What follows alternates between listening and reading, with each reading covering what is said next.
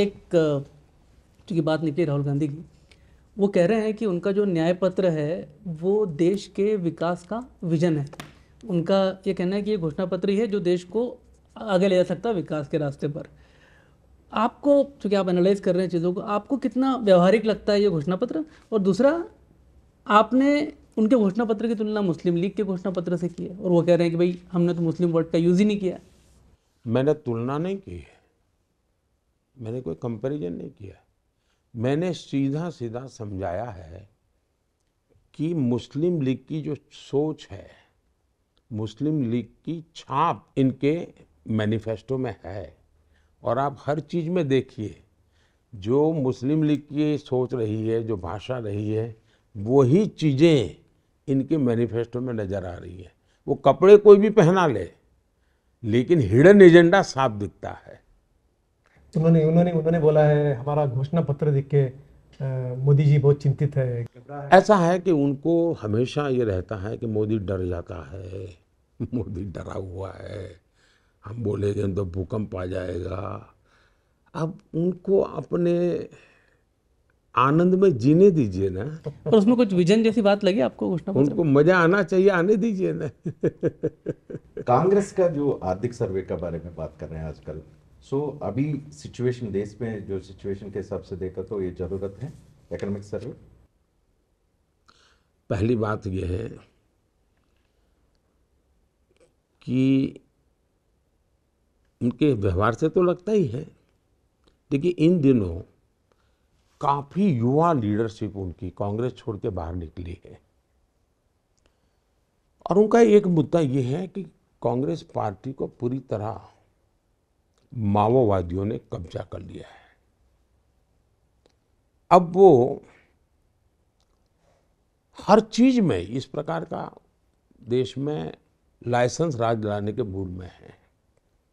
और मुझे अब लगता है कि नरसिम्हा राव को उन्होंने इतना अपमानित क्यों किया, नरसिम्हा राव को अपमानित क्यों किया इतना? प्रधानमंत्री तो उन्हीं की पार्टी के थे।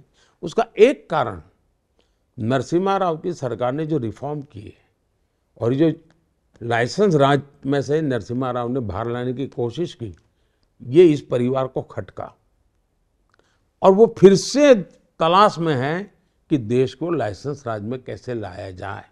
और इसलिए उनके दिमाग पर माओवादियों का कब्जा है और उनकी राजनीति में उनकी आत्मा पूरी तरह वोट बैंक की राजनीति में फंसी पड़ी हुई है, तुष्टीकरण में फंसी पड़ी हुई है। सो यूसीसी के बारे में बहुत चर्चा चल रहा है, उत्तराखंड ने ये पास कर दिया है, एंड दूसरा राज्य का क्या हाल है? क्योंकि इंक्लूडिंग कर्नाटका कुछ राज्य ने अपोज कर रहा है। क्या ये राज्य से ये लागू हो सकता है या केंद्र से? मुझे आश्चर्य हो रहा है कि हमारे देश के मीडिया ने ये सवाल 75 साल के बाद क्यों पूछा।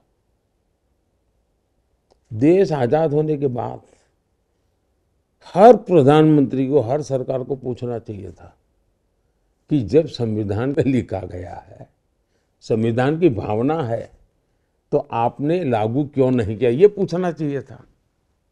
सवाल तो उनको पूछना चाहिए कि भी इतने साल तक रहे, इतना बड़ा देश चलाना है तो कोई एक कानून तो होना चाहिए, नहीं होना चाहिए। सुप्रीम कोर्ट ने 2500 बार गाजे बाजे के साथ कहा है कि सरकार यूसीसी पर कदम उठाए। जवाब उनको पूछना चाहिए। दूसरा, ये यूसीसी के लिए लोग जो सवाल उठाते हैं उनको मैं कहता हूं जरा गोवा की तरफ देखिए। देश आजाद हुआ तब से गोवा में यूसीसी है और गोवा में सबसे बड़ी माइनॉरिटीज है। गोवा में तो कोई समस्या नहीं हो रही है, सुख चैन की जिंदगी जी रहे हैं और गोवा आज बहुत बड़ी तेजी से विकास कर रहा है।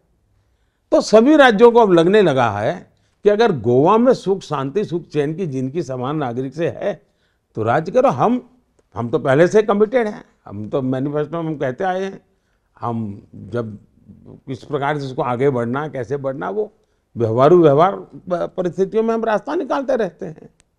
जिस प्रकार से हम देश की एकता के लिए संविधान को भी जहां नहीं था वहां पहुंचाया, वैसे ही हमने पहले से हमारा कमिटमेंट है। और ये कमिटमेंट हमारी पॉलिटिकल आइडियोलॉजी नहीं है, ये संविधान की भावना का ही हमारा एक्शन है। संविधान की भावना कहती है यूसीसी की बात, देश की सुप्रीम कोर्ट कहती है यूसीसी की बात।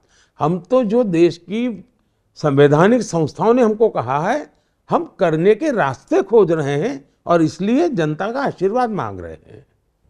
प्रधानमंत्री जी, एक क्षण ऐसा आया जब देश और विदेश में करोड़ों भारतीय भाव विभोर हो गए। हम लोग वहां पर मौजूद थे, हमने देखा प्राण प्रतिष्ठा के दिन।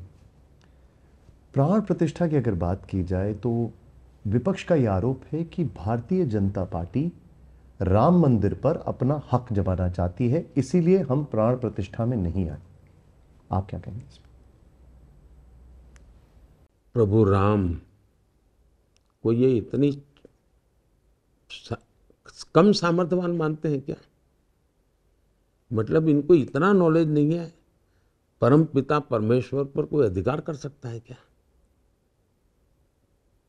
प्रभु राम कितना महान व्यक्तित्व, और एक पार्टी मामूली छोटी सी बीजेपी पार्टी प्रभु राम के सामने कुछ नहीं है भाई।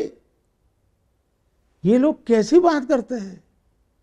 सचमुच में तो प्रभु राम उनके भी होने चाहिए, सबके होने चाहिए जी। इस पर किसी का मालिकी हक नहीं हो सकता है जी। ये सोच ही तो है जो, लेकिन ये वो क्यों बोलते हैं? उनका हिडन एजेंडा जो है ना, उस पर पर्दा लगाने के लिए ऐसे बातें बोल रहे हैं। उनका हिडन एजेंडा है उनकी वोट बैंक को संभालना, उनकी वोट बैंक को संभालना, और इसलिए वे इस प्रकार की बहानेबाजी कर रहे हैं। उनको लगता था कि जो राम मंदिर गए तो वोट बैंक गई, वोट बैंक सवाल करेगी। उनको डर यही है। आपने देखा होगा राजीव गांधी ने अपना एक कैंपेन अयोध्या से शुरू किया था, चुनावी कैंपेन, और ये सिग्नल दिया था उन्होंने। लेकिन तब उन्होंने कहा, उनको उनकी वोट बैंक ने कहा कि ये खेल खेलोगे तो तुम में और बीजेपी में फर्क क्या है, तो भाग गए। आपने देखा होगा कई चुनावों में ये लोग मंदिरों में जाते थे, इस चुनाव में नहीं जा रहे। मार किया क्या? ये आपका काम है, मुझे बताना पड़ रहा है, मेरा दुर्भाग्य है। इस बार वो इलेक्शन डिक्लेयर होने के बाद किसी मंदिर में नहीं जा रहे। क्यों?